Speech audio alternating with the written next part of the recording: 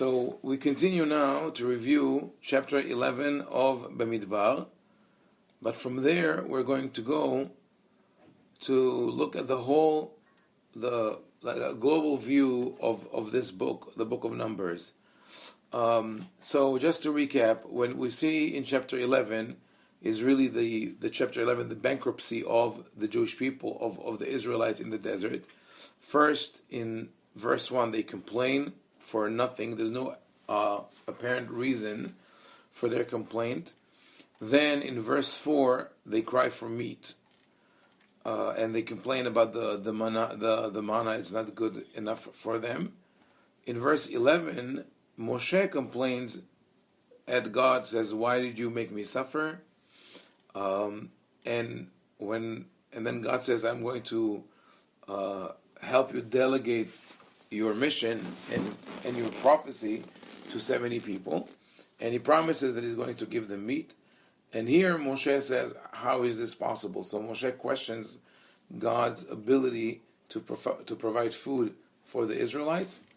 Then, when the prophecy is granted to the 70 people, two men prophesy on their own. Their names are Eldad and Medad. They did not leave the camp, and this is sort of a rebellion against Moshe, and a rebellion which is orchestrated by God, because it is God who grants the prophecy. So he sort of shows Moshe, "I don't need you to help people prophesy. I could go directly to them." And Moshe understands the message, and he says, I hope that everybody will be a prophet. Then the meat is delivered. The people cannot control their desire. They pile up tons of food, and they're punished for that. And that's up to verse 34. This is the end of chapter 11 in BeMidbar, and we saw that the key word that we had here is the term asaf, to gather. Now, if we go to the next chapter in BeMidbar, one second. This is Numbers chapter 12.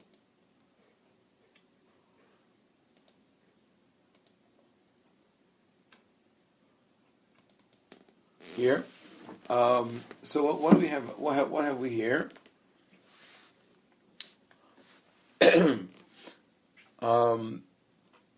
And Miriam, I'll start reading, and then Obed. And Miriam and Aaron spoke against Moshe because of the Cushite woman whom he had married, for he had married a Cushite woman.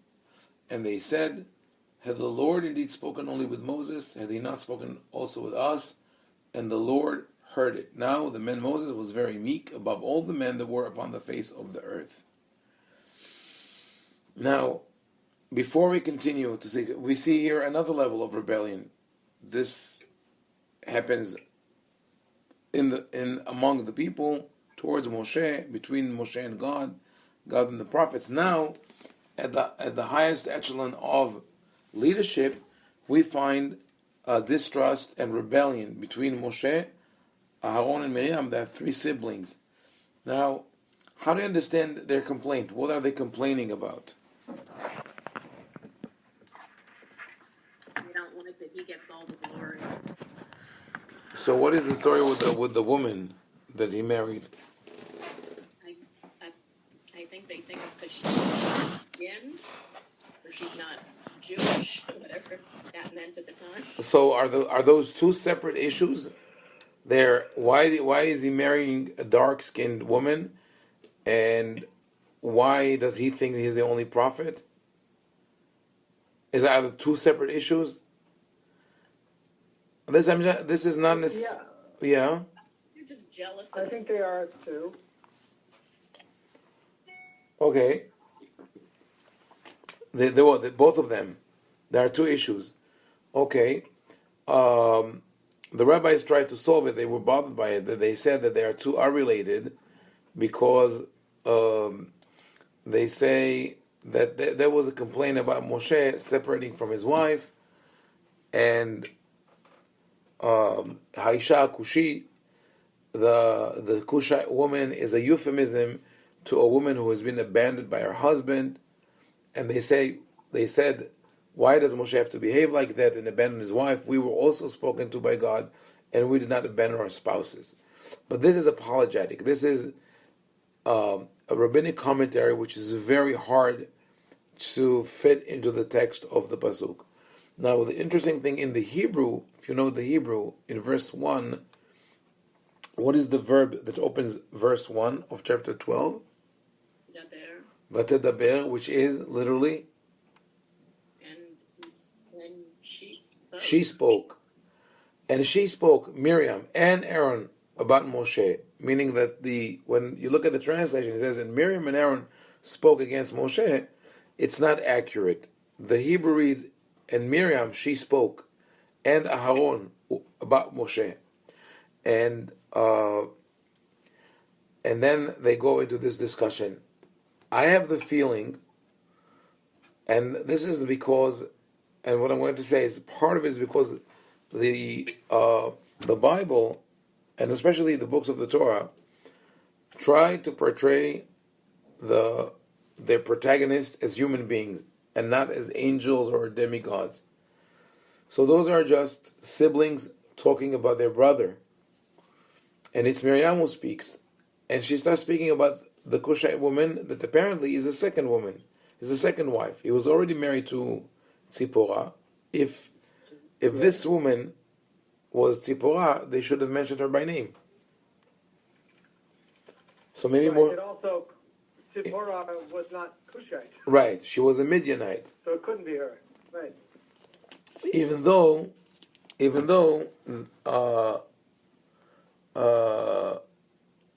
the word Cush and Midian are mentioned in the Tanakh, in proximity, and it could have been a name of a nomad tribe, a Middle Eastern tribe from the area, and not as today it's identified either with Africa or the mountains of Kush, like the Indo-Iranian region, which is it makes more sense to think that she was a nomad from the desert.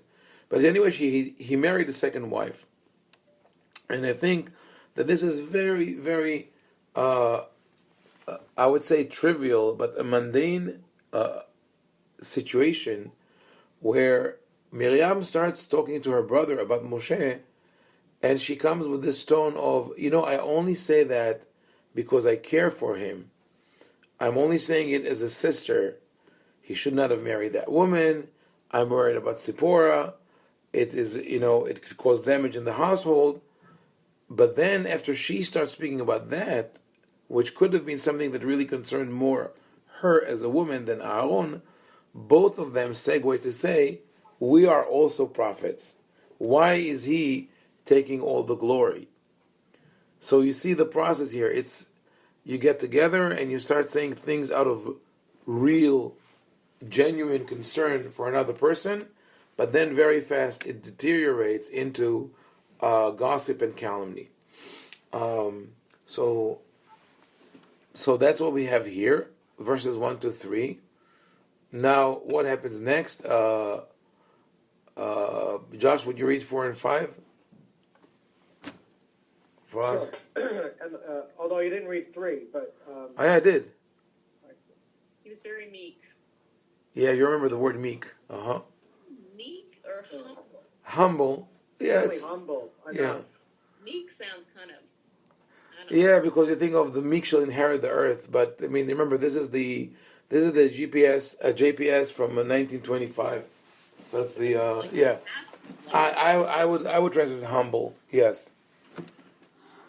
Okay, but it's an interjection of the author here. In any case.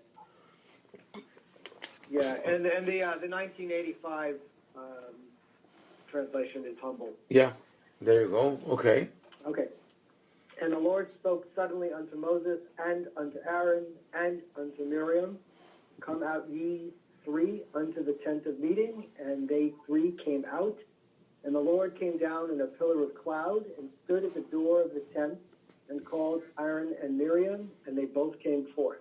Yes, and go on, and he said, And he said, Hear now my words, if there be a prophet among you, I, the Lord, do make myself known unto him in a vision. I do speak with him in a dream. Not, going? yeah. My servant Moses is not so. He is trusted in all my house. With him do I speak mouth to mouth, even manifestly, and not in dark speeches. And the similitude of the Lord doth he behold. Wherefore then were ye not afraid to speak against my servant, against Moses? Good. So God comes and he summons all of them, right, to Oel Moed, and so he summons three of them, but he speaks only to both, to Aaron and Miriam, and it's somewhat enigmatic, the statement here, but it seems to affirm Moshe's special status. So if they were questioning, why does God talk only to Moshe, we are also prophets, God answers the question by saying, yes, you are also prophets, but not at the same level. To him, I speak directly, mouth to mouth, which we would have thought that the term would be panim el panim, right, face to face, and not mouth to mouth. But maybe we'll talk about it later. And he says, and you see the wordplay in Hebrew, if you have a prophet, Adonai b'mar'a elav etvada, I will reveal myself to him through a vision or through a mirror. Whereas with Moshe it says mar'eh velo b'hidot, the sight and not through riddles. So it's mar'ah versus mar'eh. Mar'ah is a mirror, mar'eh is a direct sight, but it's the same word, just with a difference of one vowel. And if you see that the same verb is also here, madua lo yeretem, why were you not afraid? Yirah and to revere and to see are not exactly related, but they have both the resh aleph, yareh, and ro'eh. And it's possible that, it is related because we are either we could be definitely afraid of the unseen, but also when we see something that scares us, you could see it on our face. So maybe that is the connection. In any case, in verses 10 to 13, what do we read there? Donna, you want to read that? And the anger? Sure. I'm a little covered up by the. How do I move this? Oh, our pictures, our video. Yeah. How do I? Click on it with. You can just click and drag it. Yeah, click on the left and drag it. Okay, got it. Oops, wait. Okay. 7. Yes. And when the cloud was removed from over the tent, behold, Miriam was leprous, as white as snow. And Aaron looked upon Miriam, and behold, she was leprous. And Aaron said unto Moses, O my Lord, will not, I pray thee, sin upon us, or that we have done foolishly, and for that we have sinned. Let her not be dead, of whom the flesh is half consumed, when he cometh out of his womb. And Moses cried unto the Lord, saying, heal her now, O God, I beseech thee. Okay. So now Miriam's punishment is leprosy. What about Aaron? Why is he not inflicted? I think he is. Actually, I've been thinking about this, and I think Aaron is afflicted because he has to. It's difficult for somebody to watch someone else they love suffer. So Aaron is suffering because his sister is suffering, and he has to be involved in that. Interesting. I always thought up till now that he got off scot-free, like he wasn't punished. But being the close relative of someone who is ill, someone who is suffering, it's difficult as well, and I tell you that from experience. Interesting. Does everybody agree that Aaron was also plagued? Yeah, not so much. I don't know. I don't It's hard. Okay, I would. I mean, Hard to buy that. yeah. Okay, Josh. In the name of equality, yes, we want Aaron to be punished. The problem is with the text says, "Behold, Miriam was leprous," and Aaron looked at Miriam, and behold, she was leprous. And he prays for her, and then we read that Miriam is quarantined. So it's hard to say that Aaron. I mean, if you. What would it do to the entire enterprise of the priesthood if Aaron was? Oh, so that is probably why he did not become a leper, because then everything would have to come to a halt. That's one. The other thing, Punished in other ways. maybe it was punished in other ways, right? Why does it have to be leprosy? Right. So that's another issue of what leprosy is all about. But I think the other thing is that Aaron is really an accomplice and not the perpetrator. If you realize that Right, we'll go back to the first word. right, she spoke, right. She spoke. So when he said he joined her, God judges him favorably because he was not the one who initiated the conversation. But in any case, to just understand the word tsarat, leprosy, I wrote about it a while ago, and I mentioned it to you. The word tsar, those two letters in Hebrew means narrow, and I think that leprosy in the Bible should be associated not with only gossip or arrogance, as some people do, but rather with narrow-mindedness, which leads to arrogance and to gossiping or talking bad of other people. So the other words that are related to it in Hebrew, to tsar is narrow, tzara, tzadik resh hey, is a disaster or an event that puts you in a narrow place within the straits. The word tzarav, tzadik resh bet, same two letters with the bet at the end. Tzarav means to burn the skin, which causes the area sort of to shrink, become smaller. Then we have the word tzarah, which is to scream with a high-pitched voice, and also means tower, a high, narrow tower that was used usually as a dungeon. Then also, it's someone is imprisoned, is stuck in a situation where he cannot get out, and that is what and tzarat, leprosy. So now, if we look at the cases of the people who contracted leprosy in the Bible, we have in the beginning of Exodus, we have Moshe. When Moshe is told, "Go talk to the Israelites, because I'm going to send them out of Egypt," Moshe says in verse 1 of chapter 4 of Exodus, Moses answered and said, "Behold, they will not believe me nor hearken unto my voice, for they will say, the Lord hath not appeared unto thee." What Moshe did here is being narrow-minded, because he says it's impossible. They will not believe me. He was not willing to get out of his shell and think maybe it is a possibility. The result is that God says, "Put now your hand into your bosom," and he does that. When he takes it out, it was leprous, but he was healed on the spot because his sin was temporary.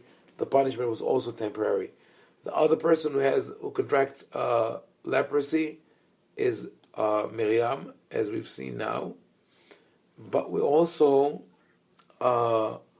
find another case later on in the book of Kings, chapter.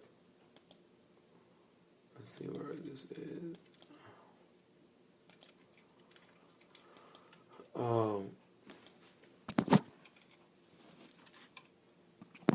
This is the story of Elisha and Gehazi. So in Kings 2, chapter 5, we read the story of Naaman. Naaman was a captain or a general of the king of Aram. He was a great man with his master, and he was a mighty man of valor, but he was a leper. But then he's being told by a little maid, a young girl, who waited on Naaman's wife. She tells her mistress my Lord should talk to the prophet in Samaria, he would recover him from his leprosy. He tells it to his master. He tells it to the king. The king said, go now and send a letter to the king of Israel. The king of Israel, in verse 7, doesn't even know that there is a prophet in Israel that could do that. And he tears his clothes because he thinks it's an excuse to wage war against him. But Elisha, the prophet, knows about that, and he says, send the men to me. Naaman comes with the horses and his chariots, and he stands in front of the house of Elisha, and he sends a messenger, and he says, go. He doesn't even see him. He says a messenger, and says, go wash in the Jordan 7 times, and your flesh shall come back to you, and you will be clean. Naaman, instead of doing as Elisha told him, is very upset, goes away, and he says, I thought he will surely come out to me and stand and call on the name of the Lord and wave his hand over the place and recover me. He says, don't I have the rivers of Amanah and Pharpar, the rivers of Damascus, and they are greater and mightier than all the waters of Israel? I could wash in them and be clean. His servants convince him to go and bathe in the river. They say, what if the prophet would have asked you to undertake a major task? You would have done it in order to heal yourself. Now that all he asks you is to dip in the river, and anyway, you have to cross the Jordan on your way back to Damascus, why don't you do it? Finally, they convince him, and he is cured. So this is one of the central stories about leprosy in the Bible, and unlike the other stories of Moshe and Miriam, which are associated with some kind of a gossip or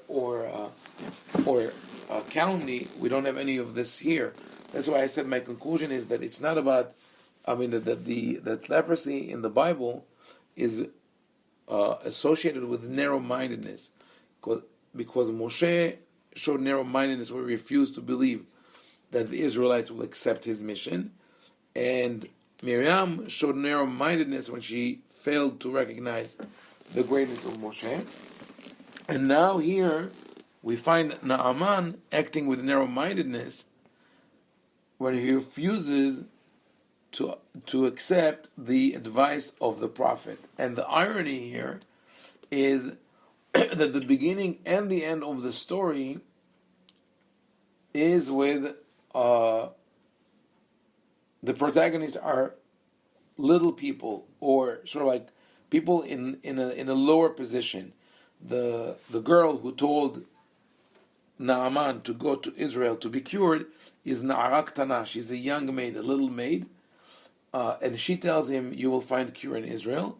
And eventually when he goes back and he refuses to bathe in the Jordan, it's his servants in verse 13 who convince him to do so. So if we go back to our story in Numbers, in BeMidbar, chapter 12,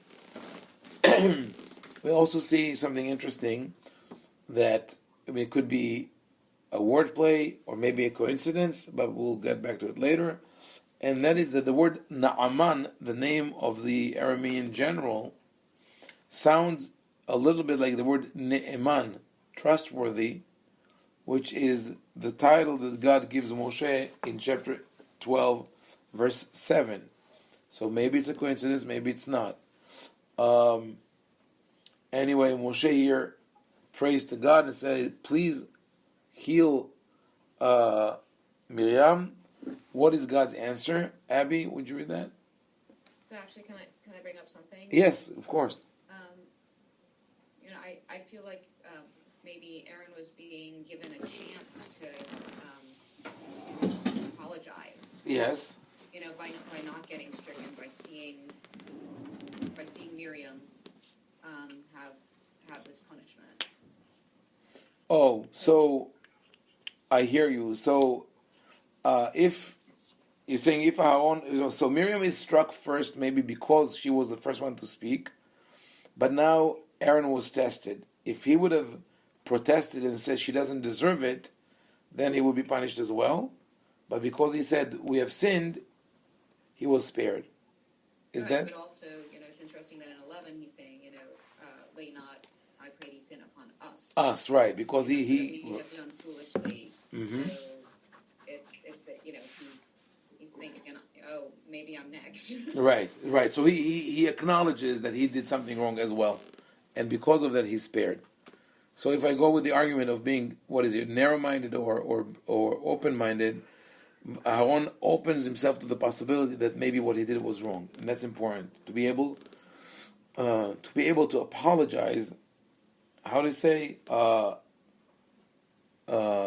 err is divine, Err is human. to err is human, to forgive is divine. But I think that to apologize is almost inhuman. It's so difficult for people to apologize and to accept responsibility. Okay, so good. So I think that's a good possibility interpretation. What happens next? Verses 14 to 16. Okay. And the Lord said unto Moses, if her father had but spit in her face, could she not hide in shame 7 days? Let her be shut up without the camp 7 days, and after that she shall be brought in again. And Miriam was shut up without the camp 7 days, and the people journeyed not till Miriam was brought in again. And afterward the people journeyed from Hazerot and pitched in the wilderness of Paran. Okay, so God used here a logical argument in saying even if her father would have shamed her, she would be embarrassed, and she would lock herself up even more so when I did that. So she has to be shut up or shut out of the camp, and then she shall be brought in again to Asaf. So here again we see the term Asaf, which we've seen before in chapter 11. We've seen it several times. Let's see. We found it in verse 4, Asaf Suf, a doubling of the verb. That's the riffraff or multitude. Then God tells in verse 16, gather people, Esfali. And in verse 22, Moshe says, will you gather all the fish for them? All the fish will gather. In verse 24, Moshe gathers people. In verse 25, Vaitnabu velo yasafu, they prophesy and they don't continue, which is the word yasaf, like Asaf. And in verse 32, the people gather the quail. So we see that this verb repeats several times in this chapter. So now I want to go back. Now that we have this sort of view of this chapter 11 and chapter 12, I think that we could safely say that the theme of this whole narrative, which is broken into small units, but we have a common denominator of all these little events, and they are the loss of trust of at all levels. The people towards God, towards Moshe towards God, and among the siblings. What happens in the next chapter? Let's now do a quick review, and then we'll go back more in detail. So this is chapter 12. What happens in chapter 13? In chapter 13, God tells Moshe, send men that they may spy out the land of Canaan. He sends the scouts, they come back, and they deliver their assessment of the land. They say it's a fertile land, milk and honey, but the people that dwell in the land are fierce, and the cities are fortified and very great. And moreover, we saw the children of Anak there, which some people translate as gigantic people. And they say basically we cannot ascend to the land, we cannot go up against the people. As a result of their report, we find in chapter 14, and all the congregation lifted up their voice and cried, and the people wept that night. And they say, in verse 2, Julian, do you want to read that? And all the children with us? Yes. And all the children murmured against Moses and against Aaron. Let me minimize the screen. And the whole congregation said unto them, would that we had died in the land of Egypt, or would we had died in the wilderness? Yes. And wherefore doth the Lord bring us into this land to fall by the sword? Our wives and our little ones will be a prey. Were it not better for us to return into Egypt? Okay, so now they say, let us make a captain and let us return into Egypt. So what started in chapter 11 as a complaint about we don't know, right? We don't know what. Continued as a complaint about food, and as Moshe losing trust in God, God losing trust in Moshe for a while, but then Aaron and Miriam losing trust in Moshe, and he's being defended by God. And now the people basically say, let us go back to Egypt. The whole purpose of the Exodus is now being undermined. Moshe and Aaron pray, or they fall down. Yoshua and Caleb speak up. What is the reaction of the congregation? They were about to strike them with stones.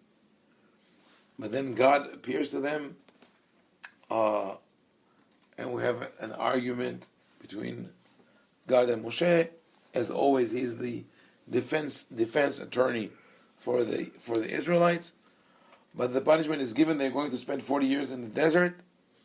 What happens next? This is a story that is sometimes forgotten. What happens as a result of that punishment that is being delivered to the people?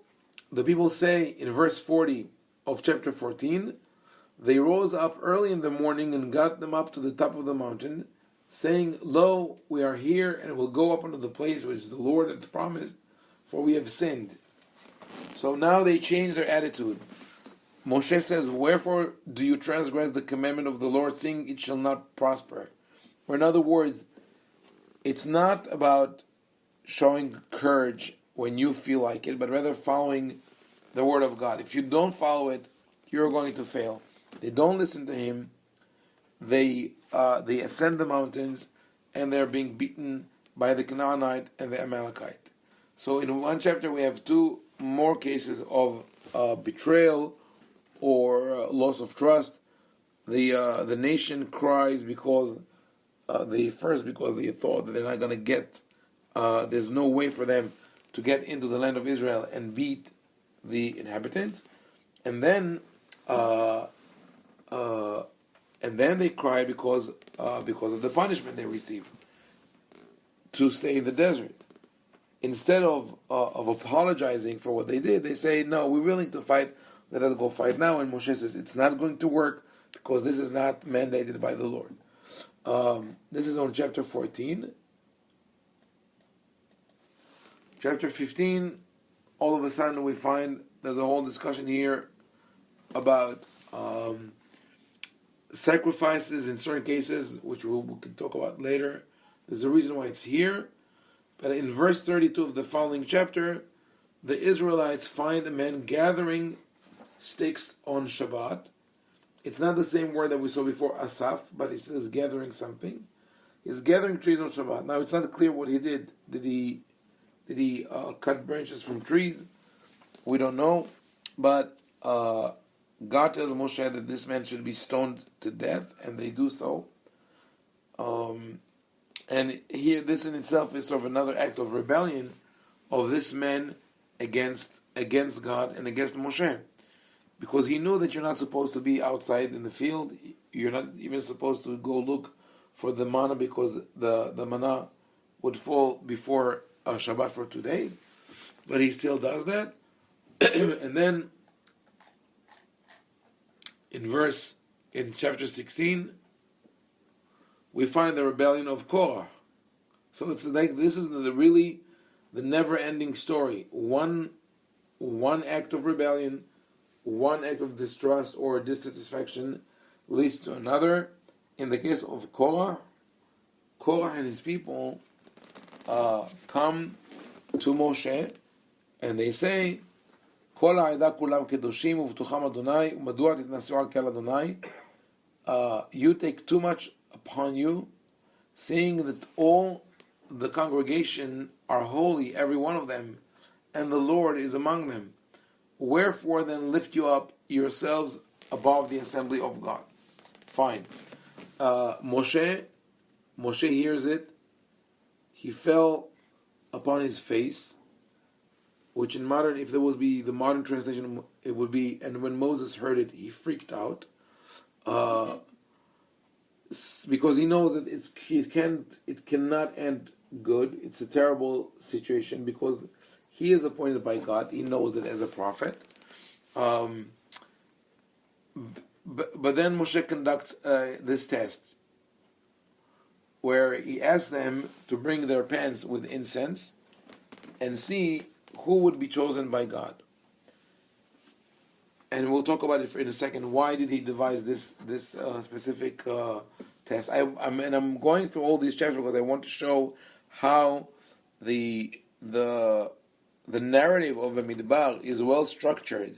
I mean, if you read it as you read the parsha of the week, you read the weekly portion in the synagogue, and you go through them, you see, look, it's another incident, no, but they were very systematic. That the Torah put together all these acts of rebellion against God, that some of them are very obvious. The people come and say, we need food, we need water, we don't want to go to Israel, etc., etc. Some of them are against the leaders.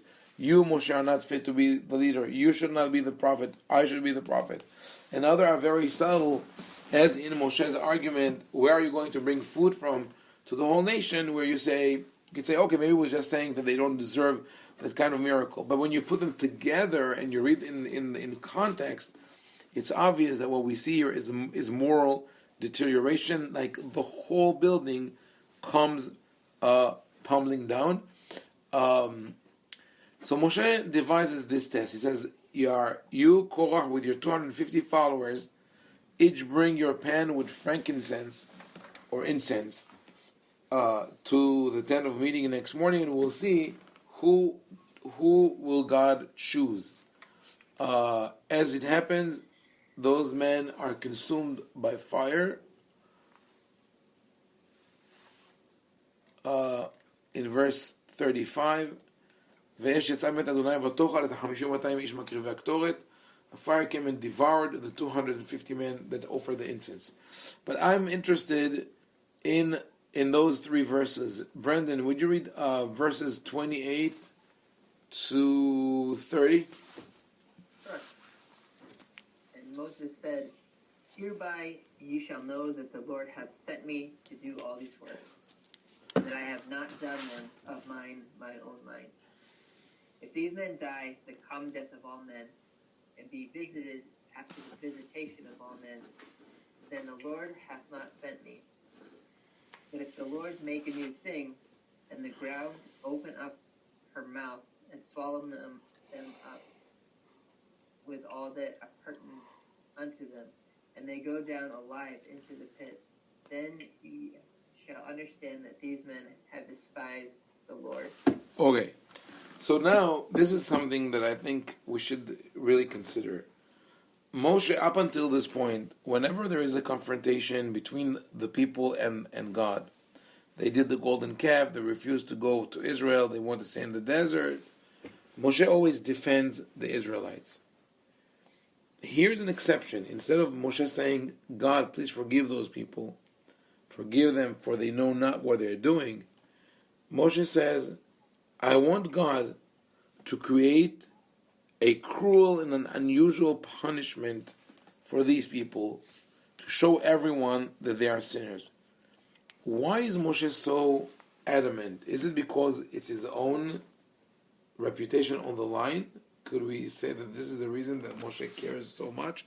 Why does he want God to punish them with this strange punishment of being swallowed up by the earth? Because if they succeed, there's going to be total chaos. You've got to stop it. That's a good point, right? So in this case, in this sense, you could say that the punishment is symbolic, because for them to succeed, it will be like an earthquake that will swallow the people alive. So instead, they are the they pay for their sins, but the people are spared. Okay. What? But Well, I think that yeah. I was going to say that the initial complaint is by Korach is, even though it sounds like he's questioning Moses' authority, what he's really doing is questioning God's initial intention by sending Moses. That's why when Moses phrases it in those lines, that, verses 28, is phrased in such a way that it's, look, if this happens, then you'll know the Lord sent me. Right. And it's got nothing to do with me. It's got everything to do with what the Lord wants and what's the will of God here. Right. Look, I never wanted this job. Right? Moses is like, I didn't want this job. I was very happy being a shepherd. There's no problem. Okay, that sounds familiar, but that's when the problems happen. yes, right. But Moshe says that first of all, Moshe identifies the problem. He says it's not about me; it's about you and God, right? So that's why Moshe is really defending sort of God's, because everything relies, just like Donna said, that there's on one hand is the human element, that if they succeed in their mission, the whole nation will be toppled. And you look at the prophetic element or the connection between God and the people, where everything depends on the acceptance of the prophecy by the people. The moment you question that, everything is gone. Now, I want to add one more thing to that, and that is, if you realize, let's look again at the argument in verse 3. They said, you took too much upon you, seeing that the whole congregation is holy, every one of them, and the Lord is among them. Why do you lift yourself above the assembly of God? So, when they say this, they identify sort of with a form of government that we might call communism. What they say is we don't need a leader. We could be like the Orpheus ensemble. They have no conductor. And the Midrash elaborated on that, made interesting analogies there. It's if you look on Spreaker, I have the course that I taught last summer, Midrash 101, Introduction to Midrash, and one of the chapters discusses the Midrash about Korah, which is very interesting. But in any case, I think let's think of 1 second of the test that Moshe devised for these people, and see how sophisticated and elaborate it was. They said, we need no leader because we are all holy. We don't need you to be the leader. Meaning, who is going to be the leader? No one. We don't need that. We want to have a commune. Now, when Moshe says, let's do this, take your censers, put fire therein, and put incense upon them before the Lord tomorrow, and it shall be that the men whom the Lord doth choose, he shall be holy. You take too much upon you, you sons of Levi. So at the end of his words, he uses the same argument back to them. He says, you tell me, Rav Lachem, you tell me that I take too much upon myself. I tell you, you take too much upon yourself. It's a hint to them. He says, beware of my test, because the test is not the test. The test is not whether fire will come from heaven and consume the incense. The test is whether you will agree to it or not. Because you claim that you want equality, that one should not be above the others. But if it is true, then when I offer you a test saying, okay, let's see who from among you 250 people is going to be the chosen one, your reaction should be, no, we are not going to conduct such tests because we're not interested in leadership. So he set the trap for them. Now, by agreeing to conduct the test, they basically say, we just want to depose you and take over. We don't really care about the people, but they present it as something that they're doing for the people's sake. Now that we understand that, we see that his discussion with the leaders of the the lay leaders of the rebellion, Datan and Aviram, who were the sons of Eliab from the tribe of Reuben, who had no interest in the temple anyway, they say, I skipped those psukim before, but now I want to go back to them. He calls them up, and they say, we will not come up, and which in Hebrew, lo na'aleh, could mean either we're not going to come up to you, we're not going to come up to the land of Israel. They say, not only you took us out of the land which drips or flows with milk and honey to kill us in the desert, you want to make yourself a prince over us. So they sting him. They're very audacious, or in Hebrew, we would say that they have chutzpah. They have this bold attitude towards Moshe when they're willing to tell him that the land, you are not going to bring us to a land of milk and honey. Rather, you took us out of a land of milk and honey. Egypt was the real land of milk and honey. But also, they sting him, or they hurt him by saying, you want to become a prince over us, because this echoes the first encounter he had with the rebellious Israelites in Egypt. That's in Exodus chapter 2, verse 14, when he tells the two people who are fighting, why are you hitting each other? And he said, who made you a ruler and a judge over us? And the word in Hebrew is sar. Sar is the root also for the verb that they tell him here.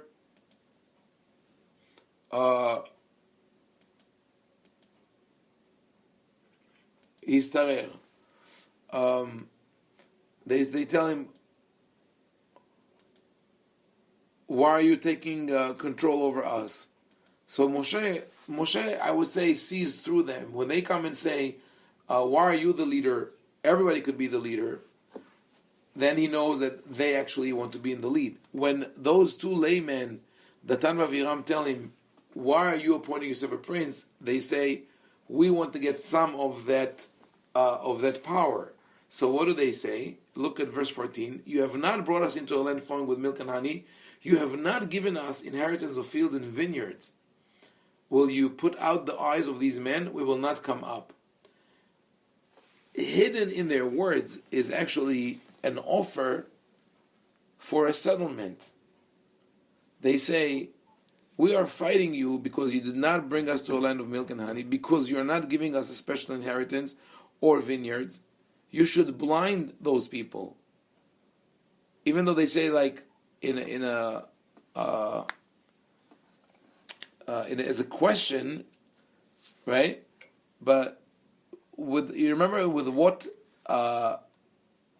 sin is blindness associated in the Bible? I mean, not necessarily physical blindness, but maybe mental blindness. I'll show you the verse in a second. It's a famous verse. It's in any case, the verse is that speaks about shohad, about bribe. The Torah says taking bribe will blind even the most righteous person. So here, when the Datan and Aviram, those two people, speak to Moshe, and they basically say, let us do the things that causes people to go blind. Which is, you should bribe us. You should give us a gift. What is the gift that we want you to give us? We want a field and a vineyard. Meaning, you see their argument here? They say, we will not come up and talk to you because you didn't give us land. You didn't give us vineyards.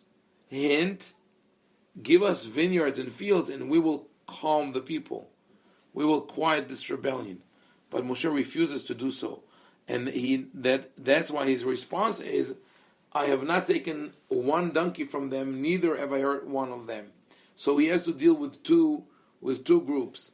The groups of the Levites or the priests who want to have religious authority, religious power, and the lay leaders, the Datan and Aviram, who want to be bribed and want to receive some kind of benefits, and they see him as the one who's going to distribute the land.